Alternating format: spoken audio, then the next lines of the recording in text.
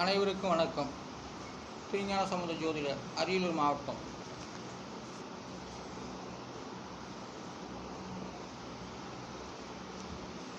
இந்த எண்கிணத்தை வைத்து கொண்டு தான் இந்த அளவுக்கு சில வார்த்தை அடிப்படையில் நான் சொல்லிக் கொண்டு வருகின்றேன். தமிழுக்கு 740 எழுத்து. அந்த 740 எழுத்துக்கும் தனித்தனி எண்கிணம் கொடுக்கப்பட்டு அவை வார்த்தை அடிப்படையில் உறுதி செய்து சொல்லிக் கொண்டு வருகின்றேன்.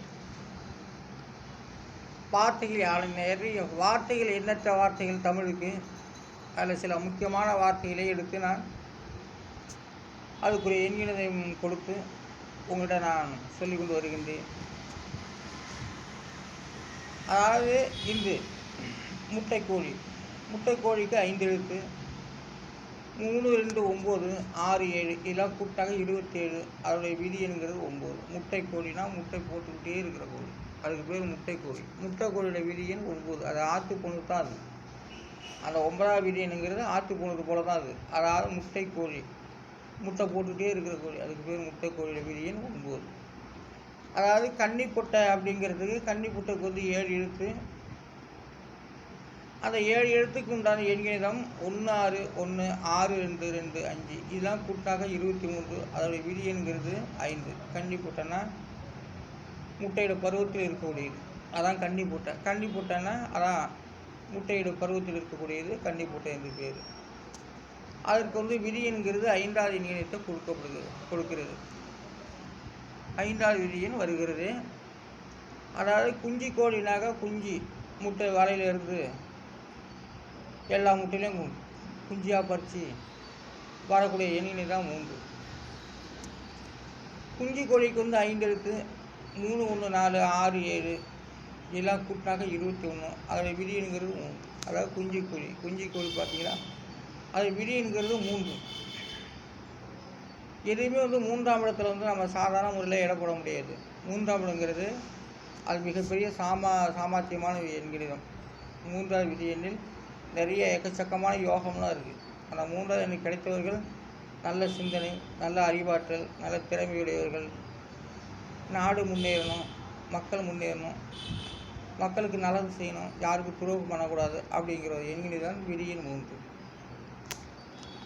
வயசு பெண்ணுக்கு 5 எழுத்துக்கள் வருகிறது. 5, 2, 3, 3 இதெல்லாம் கூட்டாக 13. அது விதி எண்கிறது 4. வயசு பெண் விதி எண் 4. அன்றைக்கி 16 வயசுனுடைய எண்கிணிதெல்லாம் சொல்லியிருக்கேன் நான். இது வயசு பெண். ஒரு வயசு பொண்ணு அந்த எண்கிணத்தை கூட்டாக 13. அதாவது 13 வயசுக்குள்ளேயே அந்த பெண்கள் வயசு வந்துடணும். அதுதான் வயசு பெண்ணுன்னு பேர். 13 வயசுக்குள்ளே ஒரு பெண்கள் வயசு வந்துட்டாக்கா அது வாழ்க்கையில் நல்லா ஒரு வளர்ச்சி பாதையில் அடைய முடியும். அதோடைய விதி என்கிறது 4. வயதானவர் எண்கிணிதம் 8. வயதானவர்களுடைய எண்கிணிதம் 8. 5, 2, 5, 9, 5, 9 இதெல்லாம் கூட்டாக 35. அதோட விதி என்கிறது 8. வயதானவருடைய எண்கிணிதம் விதி எண் 8 குறிக்கிறது. ஏன்னா அந்த 8ஆம் நம்பர் வயதானவர் நம்பர். அந்த 8ஆம் நம்பர் உள்ளவர்கள் சமயத்தில் வயசான போலையும் காட்டும் இளமையிலேயே. அதுக்கு பேர் வயதானவர் என்கிறது 8. அந்த 8ஆம் இடத்துலையோ அல்லது 2ஆம் இடத்துலையோ சில சுபக்கிரகங்கள் ஆட்சி விஷயம் பெற்றிருந்தால் அவருக்கு நல்ல ஒரு இளமையாகவும் இருக்கும். ஆனால் வயதானவர் தோற்றம் போல தான் இருந்தாலும் அவர்கள் நல்ல ஒரு சிறப்புடன் இருப்பார்கள். அதாவது வயதானவர் என்கிறது விதியின் 8. இளம் வயதுங்கிறது ஒருத்தர் 32 வயசுலேருந்து இளம் வயது சொல்ல முடியும். ஆனால் பிரம்மாவுக்கு கூப்பிட்ட 100 வயசில் 3 பங்கா 33 வருகிறது. ஆனால் இது 32 வருகிறது. இளம் வயது 2, 7, 7, 5, 2, 9 32.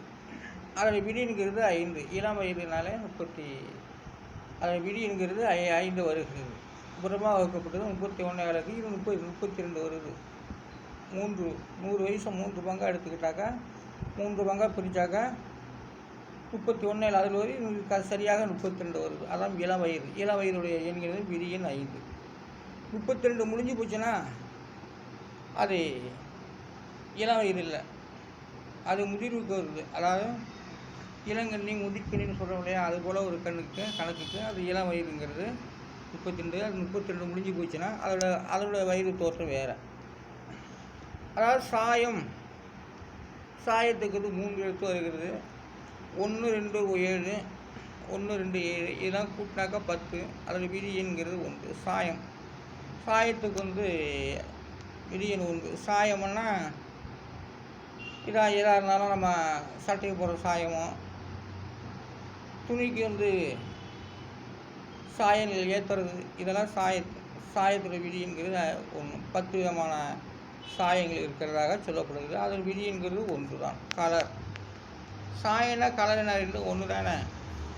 கலர் 10 14, அது விதி என்கிறது 5. அதாவது கலருக்கு வந்து 1 4 9, அது விதி என்கிறது 5. கலர். நாற்று பாருங்கள், நாற்று என்று சொல்லி எதுக்கு வருகிறது என்றால், நாற்று அது நெல் பயிருக்கு தான் நாற்றுன்னு சொல்லுவாங்க. 3 எழுத்து நாற்றுக்கு 6 4 9 இதெல்லாம் கூட்டினாக்கா 19. அதில் விதி என்கிறது 1. நாற்று, விதி என்கிறது நாற்று. நாற்றுக்கு நெற்பயிர், நெல்லை தூவிட்டு அதை முளைக்க விட்டு மீண்டும் அதை நாற்று பறித்து நாற்று நஞ்சையில் நடுவது தான் நாற்றுன்னு பேர். அதுக்கு நெல் பயிர் அசைது நாற்று அப்படின்னு ஒரு பாடல் கூட இருக்குது நமக்கு. நம்ம கவிஞர் எழுதியிருக்கா, அசைது ஒன்றை போல் நாற்றுன்னு. அதனால் வந்து நாற்றுக்கு வந்து 19, அது கூட்டினாக்கா விடின்னு 1. மற்ற வகைகளுக்கும் இன்றைக்கி கத்திரி செடி, தக்காளி செடி, மிளகாய் செடி இதெல்லாம் வந்து வாங்கிட்டு போய் கொல்லையில் ஊன்றாங்க, அதுவும் நாற்றுன்னு சொல்லலாம். ஆனால் முதல் வார்த்தைங்கிறது நெற்பயிருக்கு தான் நாற்று என்று சொல்லக்கூடிய வார்த்தைகள் வருது. அதான் நாற்று. 6 4 9 இதெல்லாம் கூட்டினாக்கா 19, அதில் விதிங்கிறது 1. நாற்று. அறுவடை எண்களிலும் அதனுடைய எழுத்துக்கள் வந்து 4 எழுத்து. 1 1 5 9 எல்லாம் கூட்டினாக்கா 16, அது விதிங்கிறது 7. நாற்றுக்கு வந்து விதின் 7, 7வது எண்ணியத்தில் இருக்குது. அதான் ஒருத்தன் கொல்லாக்கட்டை வேச்செல்லாம் வேச்சிட்டு அதை நல்லா பக்குவமான நேரத்தில் அது வந்து அறுவடை செய்கிறது, அதுக்கு வந்து நாற்றுன்னு பேர். அறுவடை செய்கிறதுக்கு அறுவடை செய்து அதில் விதி என்கிறது 7.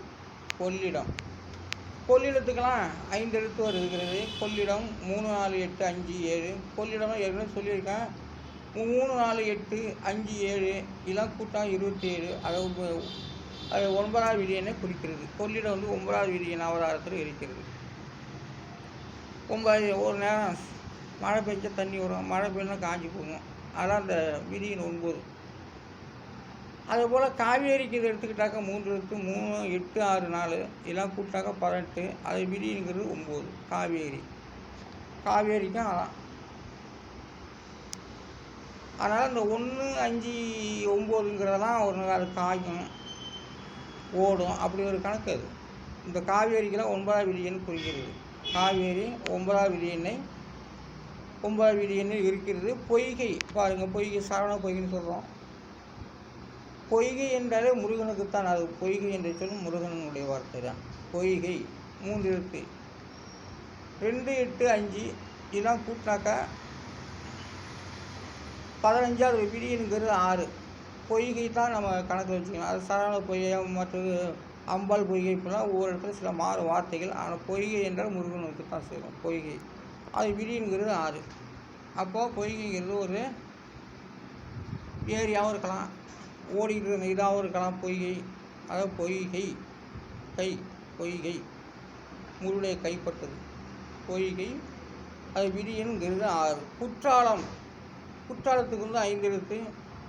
3 5 6 4 7 இதெல்லாம் கூட்டாக 25, அதில் விதிங்கிறது 7. குற்றாலத்துக்கு வந்து விதி என்கிறது 7 வருகிறது. அருவி 3 எழுத்து. 1 5 6 இதெல்லாம் கூட்டினாக்கா 12, அது விதி என்கிறது 3. அருவிங்கிறது நீரோட்டமானது. பாருங்கள், அருவி மலையில் கூட மலைப்பாங்கான இடத்துல இருந்து நீர் தானாக குடியேறதுல அதுக்கு பேர் தான் அருவி. சமயத்தில் வந்து மழை காலத்தில் அதிகமாக வரும், வெயில் காலத்தில் குறைவாக வரும். அருவி மலையிலேருந்து கொட்டுறதுக்கு பேர் தான் அருவின்னு பேர். அருவி இன்னைக்கு குற்றாலம் போகிறாங்கனாக்கா அருவி பார்க்க தான் போகிறாங்க. அருவியிலேருந்து மலையிலேருந்து கிட்டுக்கிட்டுன்னு தண்ணி வரும். மழை காலத்தில் அதிகமாக வரும், வெயில் காலத்தில் கொஞ்சமாக வரும். அருவி என்பது மலையிலேருந்து உருவாகக்கூடியதான். அதை ஆற்றையும் சொல்லுவாங்க, ஏரியும் சொல்லுவாங்க. இதெல்லாம் அருவி. அருவிக்கு வந்து 3 எழுத்து. அதான் 1 5 6 12, அது விதிங்கிறது 3. அருவியினுடைய விதி எண் 3. அதான் நம்பர் வந்து 3ஆம் நம்பர் உள்ளவர்களுக்கு வந்து அப்படி ஒரு கணக்கு வந்து பருவ காலம் போல் எப்படி இருக்கோ அது போல் ஒரு யோகத்தில் தரும். 3ஆம் இடத்துல பாவக்கிரகம் இருந்தாலும் சரி, 3 சுபக்கிரகங்கள் இருந்தாலும் சரி, அவங்களுக்கு நற்பலனை கொடுக்கும். அதான் அறிவு. இன்று வந்து சில வார்த்தைகளுக்கு என்கிறது சொல்லப்பட்டுள்ளேன். அருவி, குற்றாலம், பொய்கை, காவேரி, கொள்ளிடம், அறுவடை நாத்து, கலர் சாயம், இளவயது, வயதானவர், வயசுப்பெண், குஞ்சிக்கோழி, கன்னிப்புட்டை, முட்டைக்கோழி என்ற சில வார்த்தைகளுக்கு நான் என்கிறதும் குறிப்பு சொல்லியுள்ளேன்.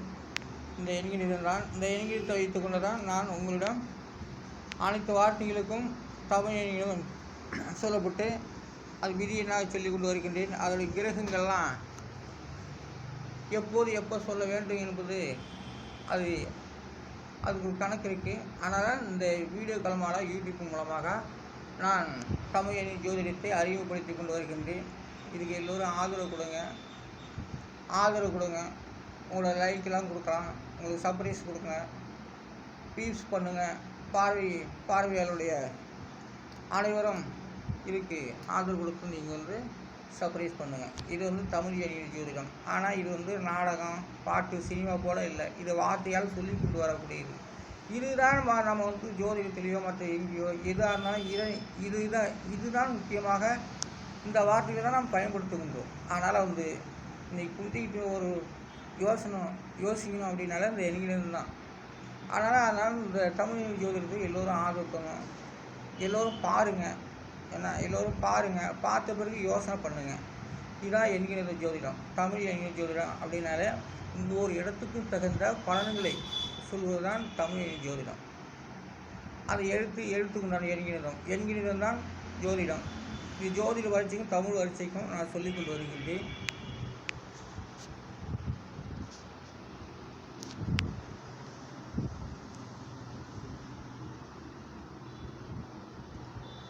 அதனால் நான் அரியலூர் மாவட்டம் திருஞான சம்பந்த ஜோதிடர், தமிழ் என்கிறது வள்ளுவர்.